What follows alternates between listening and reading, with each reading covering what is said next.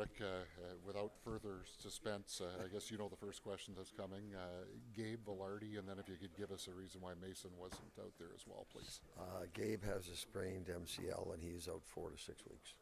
No operation needed. He'll just get treated every day, but there's no operation, but he's out long term. Mason was maintenance. We fully expect Mason to play tomorrow. Yeah, and so will you just kind of go with the status quo and introduce David into the lineup tomorrow night then for Gabe? Say that again, sorry? So bring David Gustafson into the lineup tomorrow night for Gabe? Yes. Gus comes in tomorrow. And again, the line makeup will depend on how Apple feels tomorrow, so I wouldn't read too much into what you saw out there today. We just kind of had to throw some things together, so we had 4 lines. So when we have a better idea on Mason tomorrow, we do fully expect Mason to play tomorrow. But let's be sure in the morning, and then we'll have clear vision of where we're going. Dave's timeline, is that a minimum timeline, or is it possible that he could come back earlier than that? I'm just going by what they tell me, right? They tell me 4 to 6. I'm going to say 4 to 6. So. How do you feel for him?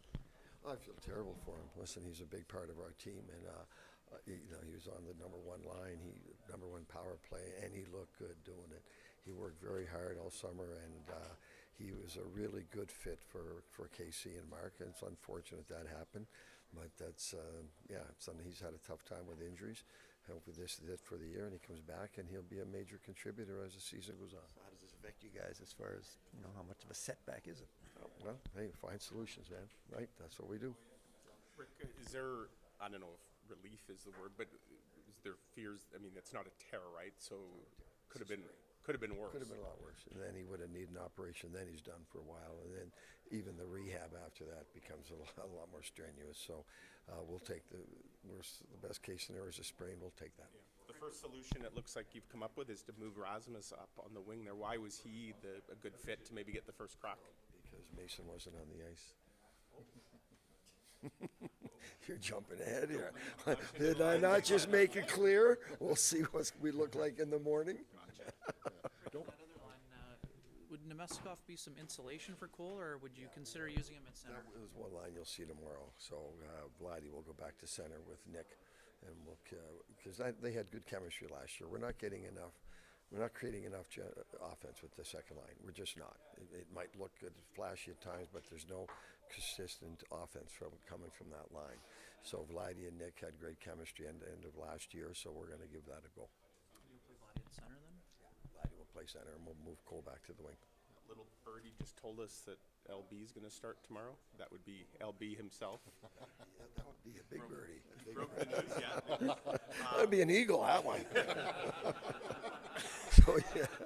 So yes, LB's going in. Was that always kind of what you eyeballed as his first start? Just obviously Vegas being the history there with. Regardless if it was Vegas or not, that was the game he was going to play. We're going to get Helly in for those first 3. And the way the schedule is, he was definitely going to play that game. It happens to be Vegas, but that was the game we want to get him in, and we'll get him in again next week as well. You liked what you saw obviously from him in the preseason and expecting him to just kind of pick right up there. We are. No, listen, you watch him in practice, he was an incredible worker. Everything I heard about him in the summer, he's living up to, like his work habits, just being a good teammate, being great around the room and everything. He's everything I heard about him. These guys obviously know him a lot better than I do, but he's done a great job for us so far. Now he needs to play some games. What about on the back end, Rick? Looks like you're going to make a couple modifications on the second and third pairings. Some changes there. Why were they necessary, and what do you hope to see from them? Well, I didn't like giving these goals, I'll tell you that. I didn't like how I thought we turned the puck over way too much last night. I think we got it. We're at our best. We're getting back and we're moving the puck out and we're coming out with speed. We did that for the 2 games and we did it for the first period last night. And look at all the chances we created. As the game wore on, we stopped moving the puck well. And that's a big part of our game. So we'll look at a change or 2 there. Just going back to Cole quickly, what kind of benefits can there be for him to be on the wing and just sort of worry about that responsibility? He's played more wing here than he has center. And again, to be fairness to the kid, he hasn't played a lot of hockey in 3 years, right? Now we're saying, here, we're going to throw you into the center ice and see how it looks, because I know we drafted him as a center. It probably takes a little pressure off of him. He's very hard on himself. Takes a little pressure off of him. And again, it goes back to the chemistry that we saw between Vladdy and Nick last year, and we're hoping that creates itself again, and that will help Cole. If those two guys can pick it up where they left off, that's going to help Cole. But right now, that line's just not generating nearly enough consistent offense, so we've got to give it a different look. On the flip side, Nino is a guy who created quite a lot with Lowry. Is that what you're hoping to see if those guys are together tomorrow? Yeah. I mean, they played together before, and then Adam and Alex have looked good there. So, yeah, we're hoping again. We need to create.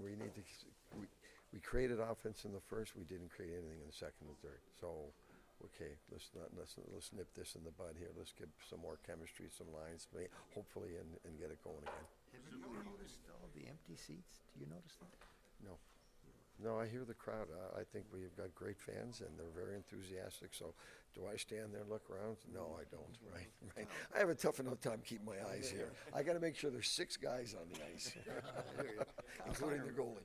Kyle Connor was telling me he and Nick on the bench. They sure did, and it's been one of the attractions to come here. He has the full house, always noise. Are we at risk of losing that? Well, all I can tell you, the fans that were there last night, I heard them, and that's what I can hear them. I don't have to see them. They were very enthusiastic and very supportive. So we think we've got a great fan base here, and as long as they're coming in here and they're loud and cheering, that's what I'm going to hear. Assuming Mason plays tomorrow, you're still gonna have to call a guy up from the Moose just as insurance, right? Because you wouldn't have any extra for it. So we'll talk about that tomorrow morning when we know exactly what we're dealing with. In terms of Connor Hellebuck's game, how would you assess his game so I far? would say he, like that third goal, that's all on the forwards. Not picking up that late guy, that's all on them. That's, there's not much a goalie's going to do on that.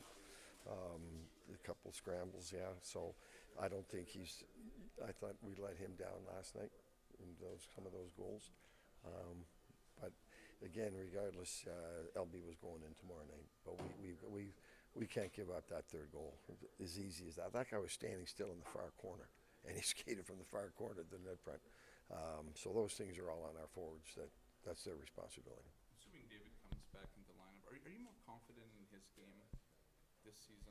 Well, we are, because he had such a good training camp. He scored the goals, and he's skating better. He really is. So I called him over the summer, and I was pretty blunt with him. I said, you're going to have to come to the team and earn your ice time. You're going to have to make this team this year. You don't have a spot given to you. And give him credit, because he worked very hard, and he earned that spot. If Good. Mason is able to play, what makes him a fit on that line if you use him with Mark? They've played together before last year, and we had all those injuries. Mace went up there before as a right-hand shot. I know Mark and Casey both like playing with a right-hand shot on that side, so we'll see where it goes.